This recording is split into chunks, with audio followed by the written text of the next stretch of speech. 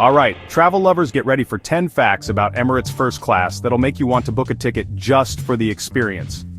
First up, did you know the Emirates First Class suites were inspired by Mercedes-Benz? Seriously. From the ambient lighting plush leather seats to those luxury car-style controls, it's like flying in the Rolls-Royce of the sky. Worried about snagging a middle seat? No sweat. Emirates uses real-time camera footage to create virtual windows so every seat feels like a window seat. And here's a wild one, there's a video call button in your suite. Forget pressing a bell, just call up the crew like you're a VIP. It's basically your own personal butler, 40,000 feet up. Need a little more comfort? You can actually control your own suite's temperature and lighting. Privacy, comfort, and total control, yes please.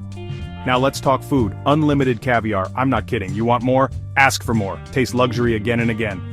And for sleep?